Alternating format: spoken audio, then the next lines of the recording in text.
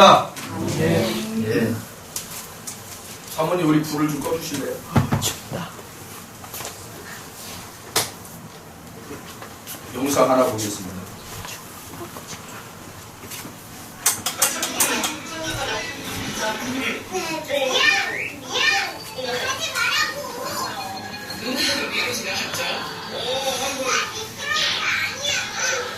지금 뭐 틀어졌는데 둘이?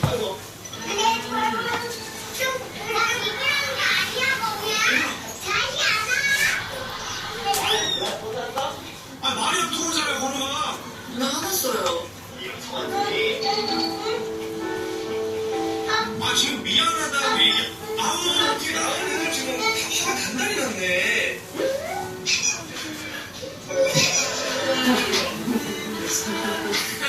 건우 왜 웃지? 건우 왜 웃지?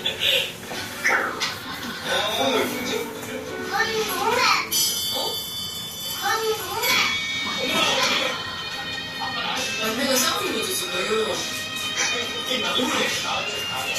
아니도 이거 지금 화나시. 동생은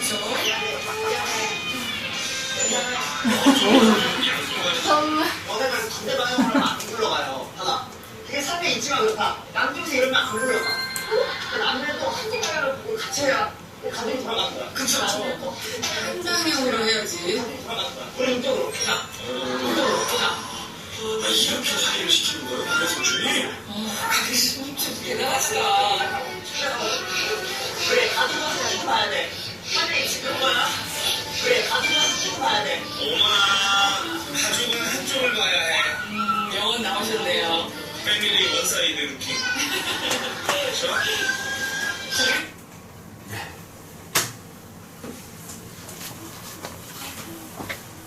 이 화면을 제가 여러분과 함께 보고 싶어서, 그리고 여기에 담겨져 있는 메시지가 있죠.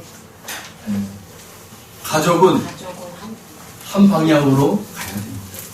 아멘. 저와 여러분은 각자 하나님 안에서, 예수 그리스도 안에서 한 가족이 되셨잖아요. 아멘. 그래서 우리 은혜의 강교회가 세워진 거예요. 그래서 우리 은혜의 강교회는 한 가족이 되어서 한 방향을 보고 걸어가셔야 돼요. 아멘. 나는 생각이 이래요. 나는 이렇습니다. 예, 다 각자가 있어요, 생각들이. 그러나 교회가 어느 때가 돼서 여러분 우리가 이제 한 방향으로 이렇게 갑시다 할 때는 그래도 내 생각이 있지만 교회의 생각을 하나로 모으는 그러한 시간들을 여러분들이 좀 가졌으면 좋겠다. 아마 우리 교회가 지금 그것이 가장 필요한 것 같아요. 우리의 마음 속에 각자의 마음이 있어요. 각자의 마음이 있어요. 그리고 각자의 그 생각들이 있단 말이에요. 그러나 그 각자의 마음과 생각들을 교회가 한 방향을 향해서 걸어갈 때에 그 한 방향을 나도 함께 동참할 수 있는. 그래서 아까도 보았었잖아요. 절대로 상대 반대해서 여러분 힘을 쓰게 되면 가지 않습니다. 내가 누군가는 방향을 한쪽으로 틀어야 돼요. 그래서 그 방향으로 가야 돌아가게 되어 있어요. 가게 되어 있어요. 이게 우리의 제가 여러분과 이 말씀을 통해서 또 이 영상을 통해서 꼭 여러분과 함께 마음을 좀 나누고 싶었던 거예요. 하나님을 만나면 아마 이 제목에 여러 의미가 담겨져 있을 거예요. 하나님을 만나면. 하나님을 만나면. 벼락을 맞아서 뇌종양이 고침받은 목사님이 계세요. 부천 참빛교회 김윤하 목사님이라고요. 고신측 목사님이세요. 하나님께서 얼마나 특이하게 사람들을 인도하시는지. 저는 이 목사님의 이 이 글을 읽으면서 야, 정말 하나님은 대단하신 분이다. 어떻게 하나님은 이렇게 역사하실 수 있을까? 이분이 20대 젊은 나이로요. 뇌종양이 퍼져가지고 도무지 수술을 할 수 없는 그런 상태가 된 거예요. 그러니까 이 뇌종양이 있기 때문에 뇌에 골치가 아프고 늘 무겁고 그러다 보니까 눈이 퀭해고 그리고 살이 점점점 빠지기 시작하는 거예요. 약을 먹어도 이제는 그 고통이 가시지가 않는 거예요. 그래서 여러분 흔히 그 치료제로 나오는 마약이잖아요. 치료제로 나오는 마약을 투약을 받아도 그때뿐이라는 거예요. 엄청 고통스러운 거예요. 병원에서 의사 선생님이 얘기를 하는 거예요. 이젠 삶을 준비하시라고. 마지막이니까 이건 의술로도 도저히 할 수 없다. 라고 사형 선고를 내렸어요. 왜냐하면 이 머리를 째서 손을 댈 수 없는 곳에 뇌종양이 퍼져버린 거예요. 손을 댈 수가 없는 자리에. 그러니까 이 청년이요 얼마나 절망을 했겠어요. 그래서 이제 마지막으로 자기가 죽겠다. 죽을 심정으로 산에 올라가요. 산에 올라가가지고 부모님들한테 나 산 좀 데려다가 그리고 거기서 천막 치고 나 여기서 하염없이 내가 기도하고 울고 그리고 생 마감하겠다. 내 내버려둬. 그리고 이제 그 폐가 같은 데 들어가서 그렇게 이제 지내요. 근데 어느 날 기도하는데 막 억수같이 비가 내려요. 내리는데 기도하는 가운데 이 청년에게 들리는 거예요. 윤아야 빨리 이 집을 나가라. 윤아야 빨리 나가라. 라는 음성이 들리는 거예요. 그래서 이게 뭐 잘못 들었나 해가지고 있는데 또 들리는 거예요. 윤아야 빨리 나가라. 라고 하는 거예요. 그래서 나갈 수가 없으니까 기어서 나간 거예요. 기어서 나갔는데 비는 옥수같이 쏟아지죠. 나왔는데 아무런 일이 벌어지지 않아요. 이게 뭐야? 내가 잘못 들었나 보다 하고 다시 집으로 들어가려는 그 순간에 집이 와르르 무너져 버리는 거예요. 깜짝 놀랐어요. 깜짝 놀래고 있는데 갑자기 벼락이 확 친 거예요. 그때 이 청년이 기절을 해버렸어요. 머리에 맞은 거예요. 그리고 한참 동안 있다가 깨어났는데 정말 머리가 무겁지가 않고 그냥 너무너무 시원한 거예요. 머리가 너무너무 상쾌한 거예요. 눈이 퀭퀭해가지고 보이지도 않았던 것들이 보이기 시작하는 거예요. 깜짝 놀랐어요. 그리고는 이 젊은 청년이 기어서 마을로 내려와가지고요 병원에 갔어요. 부모님에게 전화했어요. 나 여기 병원이다. 의사 선생님 하는 거예요. 아니 뇌종양이 있다고 하는데 아무것도 안 보인다. 아무것도 안 보인다. 하나님이 치료하셨어요.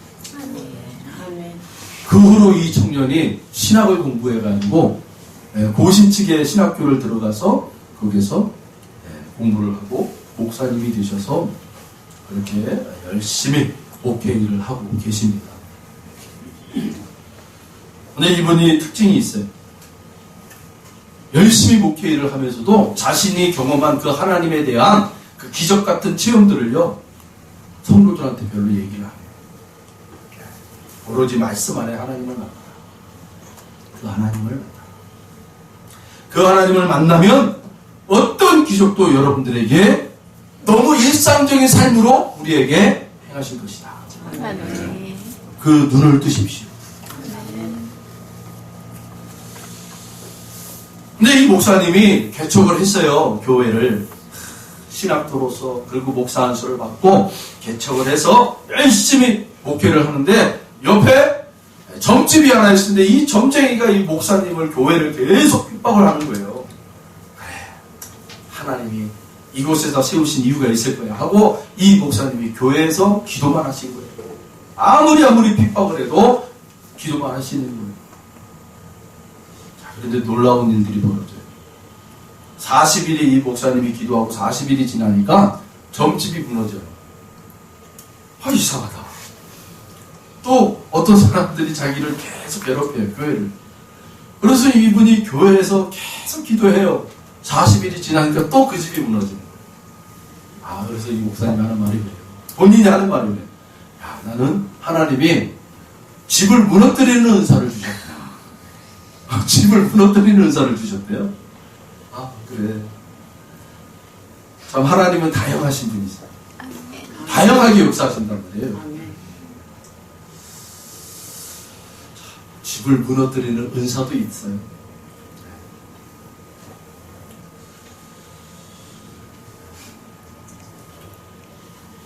오늘 본문은 우리가 믿고 있는 하나님은 어떤 분인가를 말씀해 주고 있습니다. 우리가 믿고 있는 하나님은 어떤 분인가를 올바로 아는 것은 무엇보다 중요합니다. 여기 아는 것은 지식을 말하지 않고 고백을 말하는 것입니다. 사랑하는 성도 여러분, 우리가 하나님을 안다 했을 때 지식으로 아는 것을 아는 것으로 얘기하는 게 아니에요. 믿음의 고백을 하는 것을 우리는 안다라고 얘기합니다. 우리 성도님들이 하나님을 여러분 믿음의 고백하시길 바랍니다. 믿음의 고백을 하실 때 그 하나님의 능력이 그 고백 가운데 역사하시다. 아멘. 우리를 도우시고 또 우리에게 함께 하셔서 언제나 동행해 주신단 말이에요. 인간은 일평생 누군가의 도움을 받기도 하고 돕기도 하면서 살아갑니다. 누구의 도움을 받는가에 따라서 그 사람의 행불행이 달라집니다. 하나님의 도움을 받는 것은 가장 완벽하고 완전한 도움이 될 것입니다. 하나님은 절대자이기 때문입니다. 어떤 도움일까요? 오늘 본문을 통해서 세 가지를 여러분과 말씀을 나누고자 합니다. 먼저 첫 번째, 하나님을 만나면 피난처요 힘이라고 고백하고 있습니다. 오늘 본문 1절이시죠. 오늘 본문 1절을 다 같이 한번 읽어봅니다. 하나님은 우리의 피난처시요 힘이시니 환난 중에 만날 큰 도움이시라. 아멘. 여기 피난처란 말은 절대 안전한 곳임을 말씀하고 있습니다. 사람들은 힘들고 어려울 때 피난처를 찾습니다. 큰 파도가 일고 세찬 바람이 불면 모든 배들은 항구로 모여듭니다. 그리고 선착장에 줄을 꽁꽁 묶고 놓습니다. 그래야 안전하기 때문입니다. 남편이나 아내, 부모나 자녀, 혹은 돈이나 명예 같은 것을 피난처로 삼아보지만 지극히 한계라는 것을 우리는 삶을 통해서 경험하게 돼요. 변화무쌍하지요. 그러한 것에 우리가 도움을 요청할 수가 없단 말입니다. 그리하여 더 큰 실망과 좌절 그리고 낭망에 빠질 때가 있습니다.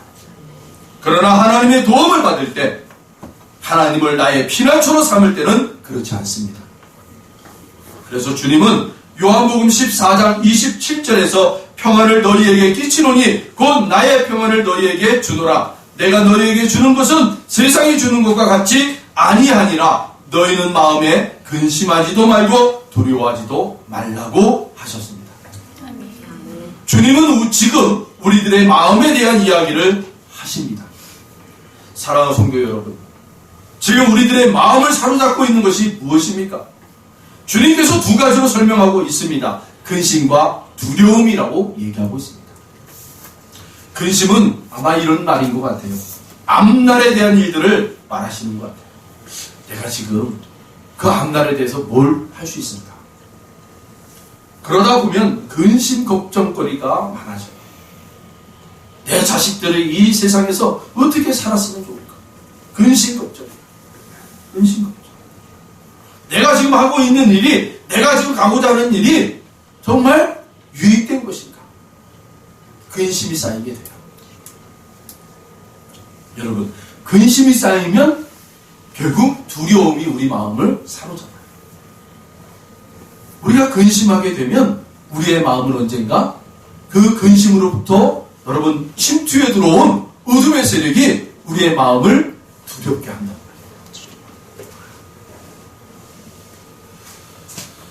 근심하니까 두려움이 엄습해 들어오는 것이에요. 두려움은 특히 사단이 가져다주는 마음이라고 했습니다. 성령님으로 우리 마음이 주장되기를 소망합니다. 아멘. 여러분, 우리의 마음을 누가 지키셔야 돼요? 성령 하나님이 지키셔야 돼요. 그래야 사단이 주고자 하는 그 두려움이 절대 우리의 마음에 여러분 안주할 수가 없단 말이에요. 성령님이 내쫓아 주십니다. 물리쳐 주십니다. 할렐루야. 그래서 우리 주님이 뭐라고 해요? 내가 너희에게 평안을 주겠다라고 얘기합니다. 주님의 평안을 주시겠다라고 말씀하십니다. 아멘. 주님이 나의 평안이라고 말씀하고 있는 거예요.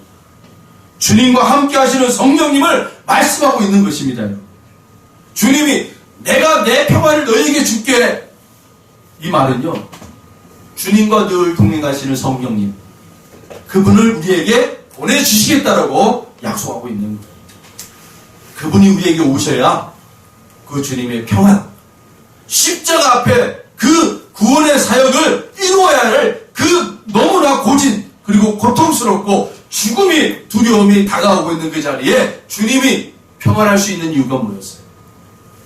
그래서 성령님이 주님의 마음 가운데 가득했기 때문입니다. 그래서 그 주님의 평안, 바로 성령님을 내가 너에게 주겠다.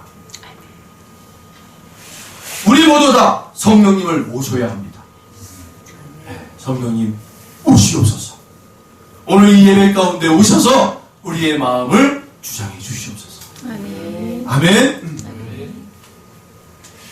그리고 세상의 자리에서 우리가 근심과 걱정에 두려움 속에 휩싸이는 모든 것들이 성령님으로 여러분 다 해방되기를 바랍니다. 아멘. 자유함 받기를 바랍니다. 아멘. 우리가 하나님을 만나면 첫 번째 우리의 마음을 평안하게 해주시다. 그런 은혜가 저와 여러분에게 임하기를 바랍니다. 두 번째는요, 중요한 것은 하나님을 만나는 거예요. 만나는 것. 우리가 만나기 위해서 여러 사람들도 찾아가잖아요. 돈을 우리가 빌리기 위해서도 은행의 사람들을 찾아가서 만나게 되고요. 또 여러 사람들을 만나게 돼요. 찾아가게 된단 말이에요. 그런데 중요한 것은 여러분, 하나님을 만나기 위해서 여러분 나오셔야 합니다. 환난 중에 만날 큰 도움이시라고 오늘 말씀을 기록하고 있어요. 결정적인 것은 하나님을 만나야 한다는 거예요. 하나님이 어떤 분이신가를 아무리 잘 안다고 해도 만나지 않으면 도움을 받을 수가 없어요. 머리로만 나는 하나님이 누구야, 난 하나님을 알고 있어, 여러분 아무 소용없어요. 그분을 만나셔야 돼요. 할렐루야. 하나님이 어떤 분이신가를 아무리 잘 안다고 해도 이걸 자꾸 반복하는 이유가 있어요. 내가 하나님을 아무리 잘 안다고 해도 만나지 않으면 아무 소용이 없어요. 아무 소용이 없어요. 여러분, 아무리 맛 좋은 과일이라고 해도 우리가 눈으로 봐서 이 과일이 맛있는지 안 맛있는지 어떻게 알아요? 먹어봐야 아는 거예요. 할렐루야. 직접 먹어보지 않고는 어떤 맛인지를 몰라요. 하나님을 체험한 사람은 어떤 역경 속에 처한다 해도 실망하거나 나약해지지 않습니다. 왜요?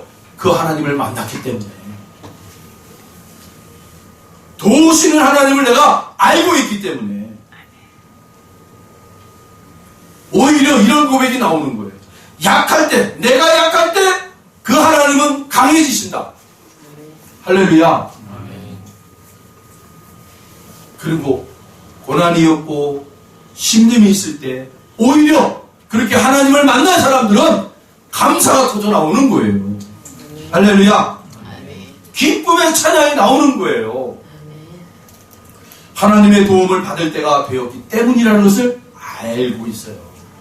지금은 하나님을 만날 만한 때구나, 내가. 여러분, 그래서 그 하나님 앞에 감사하게 되고 그 하나님 앞에 찬양을 돌리는 거예요. 오늘 본문 2절과 3절 시편 기자의 신앙을 여러분 잘 보여주고 있는 거예요. 우리 한번 2절과 3절을 읽어보실 때 이 시편 기자의 신앙이 어떤 신앙인가를 여러분이 한번 보시면서 같이 읽어봅니다. 그러므로 땅이 변하든지 산이 흔들려 바다 가운데 빠지든지 바닷물이 솟아나고 뛰놀든지 그것이 넘침으로 산이 흔들릴지라도 우리는 두려워하지 아니하리로다. 할렐루야. 예, 하나님을 만나면요 어떤 일이 벌어지냐면 세상에서 아무리 어렵고 힘듦이 와도 이것은 나를 무너뜨리기 위한 게 아니라 이걸 통해서 지금 내가 하나님을 만나는 통로가 되는구나. 하나님을 만나게 되는구나.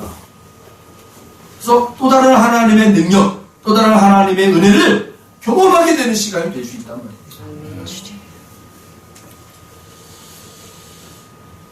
다윗이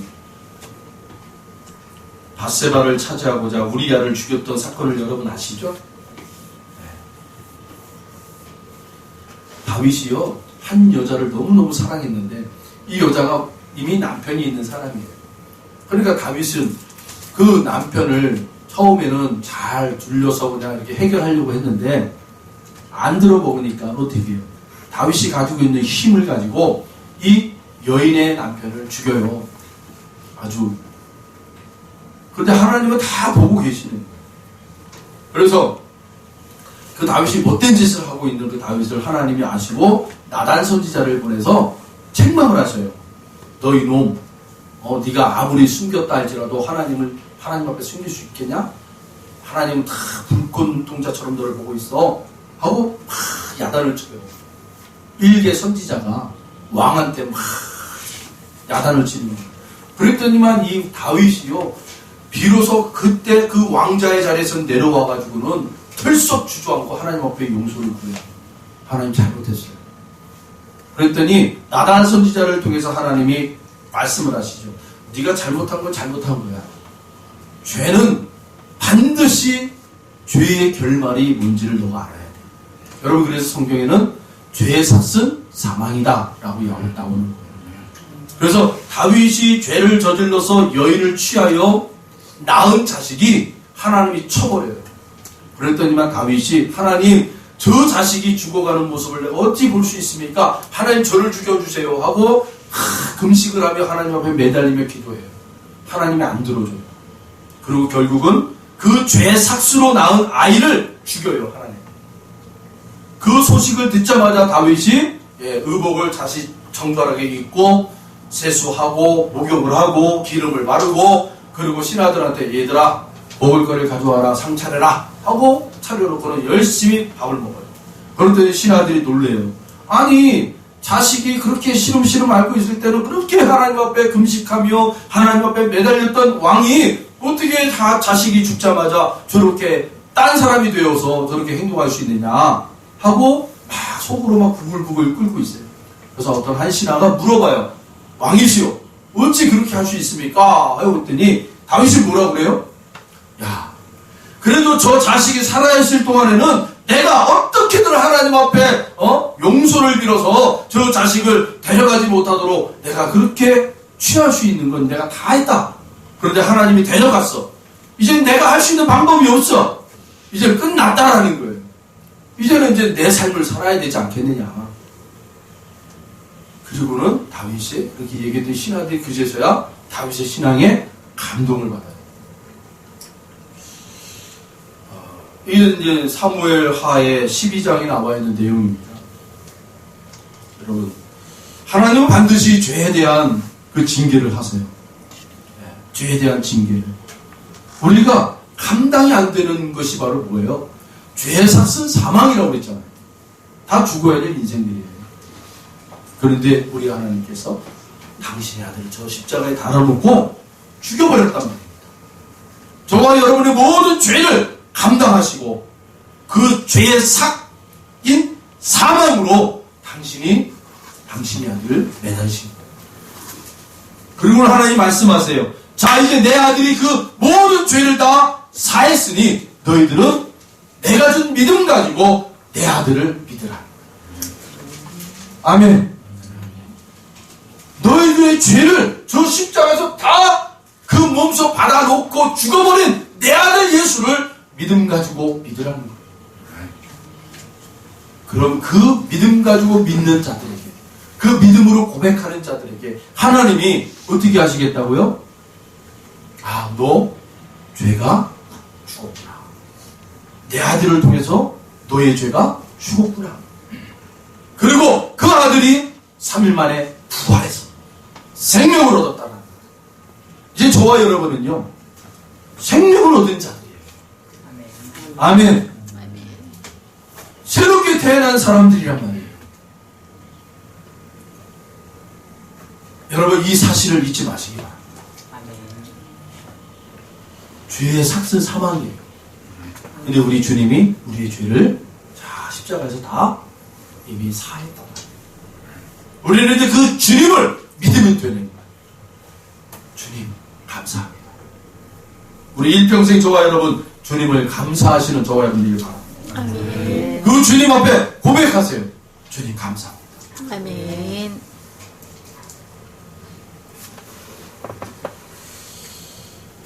그러면 여러분 마지막으로 그 하나님을 우리가 만나야 되잖아요. 만나야 되는데 어떻게 하면 만날 수 있을까? 오늘 본문에 그게 소개되고 있단 말이에요. 4절과 5절이에요. 같이 읽어봅니다. 한 시내가 있어 나뉘어 흘러 하나님의 성 곧 지존하신 이의 성소를 기쁘게 하도다. 하나님이 그 성 중에 계심에 성이 흔들리지 아니할 것이라. 새벽에 하나님이 도우시리로다. 아멘. 말씀에 기록하기를 성소에 시내가 흐른다고 합니다. 성소는요, 하나님이 계시는 곳이에요. 그 성소도 영원하다라고 얘기하고 있어요. 흔들리지 않다고 얘기하고 있어요. 바로 그 성소에서 하나님을 만날 수 있다라고 얘기하고 있는 거예요. 여러분, 근데 성소에 나오면 다 하나님을 만날 수 있나?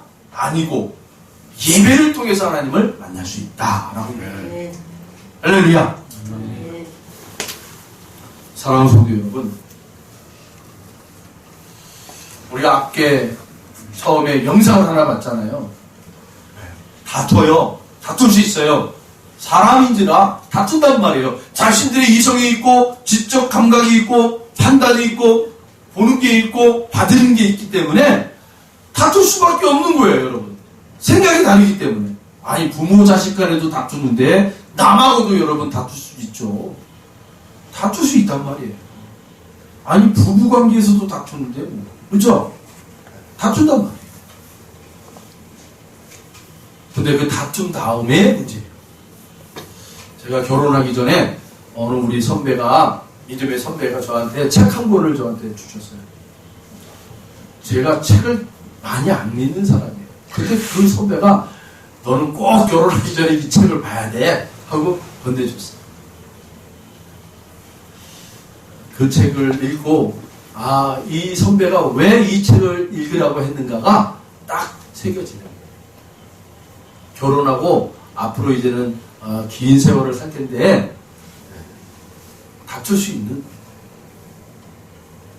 그렇지만 다툰 다음에 어떻게 화해하느냐. 그래서 그 선배가 저한테 하는 말이에요. 화해하는 기술을 키워라. 서로 화해하는 실력을 키우라. 그게 금속에서 온 남자, 어디에서 오는 여자, 그런 책이에요. 거기에 보니까 화해하는 그 모습이 나와요. 서로 다른 사람, 남녀가 다른 환경에서 자라는 남녀가 서로 이제 한 몸이 돼서 살아갈 때 다툼이 일어날 수 있다. 성격 차이 늘어날 수 있다. 그러나 다툰 다음에 화해를 어떻게 하느냐, 그것이 가장 중요하다. 여러분, 하나님과 우리가 다툴 수 있어요. 아멘. 우리가 하나님의 신실한 자녀들이라고 해가지고 여러분, 우리가 계속 하나님, 나는 하나님 앞에 말씀 잘 들을 거예요. 그렇게 가면 얼마나 좋아요. 그러나 하나님이 원하는 방향으로 안 갈 때가 우리에게 있잖아요. 그게 바로 다툼이에요. 하나님과 다툼하는 거예요. 근데 성령님이 우리 안에 오셔서 그 하나님과 우리의 다툼의 자리에서 화해의 기술을 우리에게 하신다. 그러니까 우리 성령님은 우리에게 그 화해하실 때 우리에게 말씀하세요. 우리에게 보여주세요. 그러면 여러분, 우리가 그 성령님의 말씀을 잘 들으시고 보이시는 것을 잘 보셔서 하나님과 우리의 관계가 틀어지는 관계가 아니라 화합되는 관계, 연합되는 관계, 사랑의 관계가 지속되어야 될 줄로 믿습니다. 화합과 연합과 사랑이요, 완전체를 이루어간단 말이에요. 우리 교회도 마찬가지예요. 다툼이 일어날 수 있어요. 그러면 화합과 연합과 사랑으로 여러분 한 몸이 되어야 돼요. 그래서 하나님이 진짜 우리 은혜교회, 은혜의 강교회를 통해서 이루시고자 하는 것을 저와 여러분이 다 이루어가는 그러한 지체들이 되시기를 바랍니다. 예. 요한복음 4장 23절로 24절에 보시면 하나님은 참 예배자를 찾는다고 했어요. 아버지께 참되게 예배하는 자들은 영과 진리로 예배할 때가 오나니 곧 이때라. 아버지께서는 자기에게 이렇게 예배하는 자들을 찾으시느니라. 하나님은 영이시니 예배하는 자가 영과 진리로 예배할지니라. 하나님은 예배를 통해서 만날 수 있다고 그랬어요. 하나님을 만나는 사람은 온전한 도움을 받게 됩니다. 할렐루야. 꼭 하나님을 여러분 예배 가운데 만나시기를 바라요. 그런데 그 하나님을 어떻게 만나신다고요? 영과 진리로 만나는 거예요. 할렐루야. 영은 바로 우리 성령님을 통해서, 진리는 말씀을 통해서. 그러니까 여러분 우리 성도는요, 영이신 성령님을 모시고 말씀이신 진리 되신 그 말씀, 예수님의 말씀을 들을 때 하나님을 만나게 된다는 거예요. 할렐루야. 그럼 이런 감격이 예배 가운데 일어나야 돼요. 이런 감격이 있지 않으면 예배가 그냥 따분한 시간이 되는 거예요. 그냥 오늘 어제 누구랑 골프 치러 가야 되는데 참 큰일 났네. 무슨 약속이 있었는데 내가 그 약속을 내가 잊어버렸네. 딴 생각이 나는 거예요.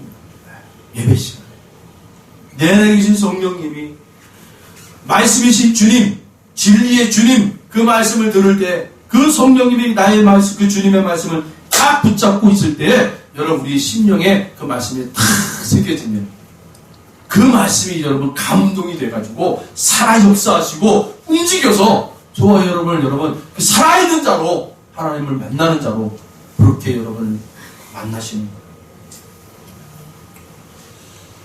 어느 책을 읽었는데 이런 글이 있어요. 나는 제로가 되고 하나님의 나라는 썸이 된다 라는 그런 말이 있어요. 여러분, 저와 여러분이 제로가 되는 거예요. 계속 제로, 없어지는 거예요. 내 의의가, 내 주장이, 내 생각이 점점 여러분은 없어지고 그 하나님의 나라가 점점 채워지는 것, 그게 바로 성도예요. 여러분, 애기 엄마들이요, 애기를 딱 빼면 어때요? 처음엔 잘 모르죠. 이제 몇 개월이 되면 이제는 그 애기 엄마는요, 자기가 원하는 대로 사는 게 아니라 내 안에 있는 애기가 원하는 대로 살게 돼 있어요. 할렐루야. 네, 여기 다 경험하셨잖아요. 우리 여성분들은 다 경험하셨습니다. 애기가 원하는 대로 사는 거예요. 애기가 먹고 싶은 거 먹고, 애기가 듣고 싶은 거 듣고, 애기가 가고 싶은 거 가고, 보고 싶은 거 보고, 그렇게 하는 거예요. 이제 자기는 없는 거예요. 오로지 그 몇 달 동안은 그 뱃속에 있는 아이를 위해서 온전히 희생하고 사랑하고 따라가는 거예요. 그렇죠? 여러분, 우리 여성들에게 왜 그런 하나님의 특권을 주셨습니까? 하나님의 나라가 바로 그렇다는 것을 가르쳐주고 있는 거죠. 그 특권. 이제 그 하나님의 나라를 품은 자들은 내 주장대로 사는 게 아니라 그 하나님 나라를 위해서 우리가 희생하고 섬기고 그 하나님 나라를 위해서 살아가야 돼요. 남자들은 그 뭐예요? 그래서 그 주님 말씀하세요. 그 생명을 보존하고 양육하고 보호하고, 그게 남자의 역할이라니까요. 이거는 하나님이 우리 남자들에게 준 생물학적 그런 힘이에요.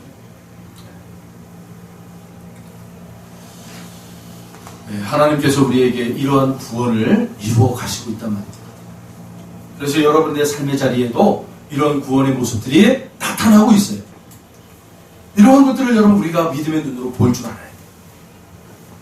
그리고 그 믿음의 눈으로 보실 때, 이것이 내가 지금 믿음의 경주에 나가는 이 자리에 맞구나. 여러분 그렇게 고백하기를 바랍니다.